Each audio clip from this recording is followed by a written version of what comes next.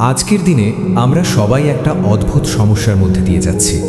আমরা আগের মতো মনোযোগ ধরে রাখতে পারি না, কাজ করতে ইচ্ছা করে না, পড়তে বসলে 5 মিনিটেই মন চলে যায় ফোনে।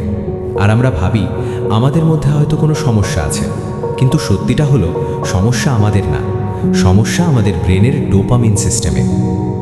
আজকের ভিডিওতে আমরা জানব ডোপামিন ডিটক্স আসলে কি, কেন এটা এত গুরুত্বপূর্ণ, আর তুমি কিভাবে আজ থেকেই এটা শুরু করতে পারো।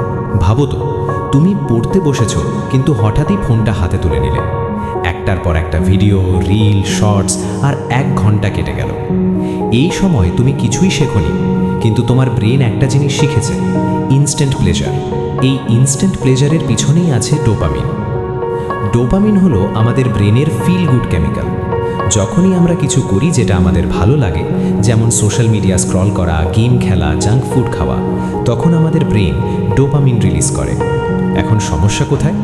সমস্যা হলো আজকের দিনে আমরা এত বেশি ডোপামিন পাচ্ছি যে আমাদের ব্রেন আর সাধারণ জিনিসে খুশি হতে পারছে না। আগে যেখানে একটা বই পড়া, নতুন কিছু শেখা বা কাজ শেষ করা আমাদের ভালো লাগতো, এখন সেগুলো বোরিং মনে হয়, কারণ ব্রেন বলে এতে তো কম ডোপামিন, আমি তো বেশি চাই। এই অবস্থাকেই বলা হয় ডোপামিন ওভারলোড। এখানেই আসে ডোপামিন ডিটক্স। ডোপামিন ডিটক্স মানে ডোপামিন পুরোপুরি বন্ধ করা না, এটা সম্ভব না, বরং এর মানে হলো যেসব জিনিস তোমার ব্রেনকে অপ্রয়োজনীয় বেশি ডোপামিন দিচ্ছে সেগুলো থেকে কিছু সময় দূরে থাকা, যাতে তোমার ব্রেন আবার রিসেট হতে পারে। এখন প্রশ্ন, ডোপামিন ডিটক্স করলে কি হবে? প্রথমত, তোমার ফোকাস অনেক বেড়ে যাবে।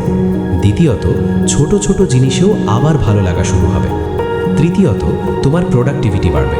আর সবচেয়ে গুরুত্বপূর্ণ, তুমি নিজের ওপর কন্ট্রোল ফিরে পাবে। এখন আমরা আসি সবচেয়ে গুরুত্বপূর্ণ অংশে, তুমি কিভাবে শুরু করবে। প্রথম স্টেপ, নিজের ডোপামিন ট্রিগার চিনে নাও। একটা কাগজে লিখে ফেলো তুমি দিনে সবচেয়ে বেশি সময় কোথায় নষ্ট করো, যেমন Instagram, YouTube shorts, gaming, porn, junk food, এইগুলোই তোমার ট্রিগার। দ্বিতীয় স্টেপ হলো একটা নির্দিষ্ট সময় ঠিক করা। শুরুতেই 7 দিন বা 30 দিন না, শুধু 24 ঘন্টা দিয়ে শুরু করো।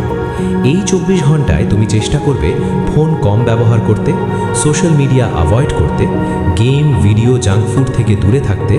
তৃতীয় স্টেপ হলো এই সময়টা ফাঁকা রাখবে না। অনেকে ভুল করে ডিটক্স করতে গিয়ে কিছুই করে না, আর তারপর বোর হয়ে আবার ফোনে ফিরে যায়। তার বদলে তুমি করো বই পড়া, হাঁটা বা এক্সারসাইজ করা, ডায়েরি লেখা, মেডিটেশন করা, নতুন কিছু শেখা। এই কাজগুলো লো ডোপামিন অ্যাক্টিভিটিস, কিন্তু এগুলোই তোমার ব্রেনকে হিল করবে। চতুর্থ স্টেপ, ডিজিটাল মিনিমালিজম। তুমি চাইলে পুরো ফোন বন্ধ না করেও শুরু করতে পারো, যেমন নোটিফিকেশন বন্ধ করে দাও, অপ্রয়োজনীয় অ্যাপ ডিলিট করো, ফোনটা অন্য রুমে রেখে পড়তে বসো। পঞ্চম স্টেপ হলো ধীরে ধীরে কঠিন করা। প্রথমে 24 ঘন্টা, তারপর 2 দিন, তারপর 1 সপ্তাহ। তুমি দেখবে আগে যেটা ইম্পসিবল লাগতো এখন সেটা সহজ হয়ে গেছে। এখন একটা গুরুত্বপূর্ণ কথা, ডোপামিন ডিটক্স মানে জীবনকে বোরিং বানানো না, বরং এটা তোমাকে আসল আনন্দের দিকে নিয়ে যায়, যেখানে তুমি কাজ শেষ করে স্যাটিসফ্যাকশন পাবে, শেখার মধ্যে আনন্দ পাবে, আর নিজের জীবনকে নিজের মতো করে কন্ট্রোল করতে পারবে। শুরুতে এটা কঠিন লাগবে, কারণ তোমার ব্রেন অলরেডি হাই ডোপামিনের সঙ্গে অভ্যস্ত। কিন্তু মনে রাখবে, ডিসিপ্লিন শুরুতে কষ্ট দেয়, কিন্তু পরে ফ্রিডম দেয়, আর ডিস্ট্র্যাকশন শুরুতে মজা দেয়, কিন্তু পরে রিগ্রেট দেয়।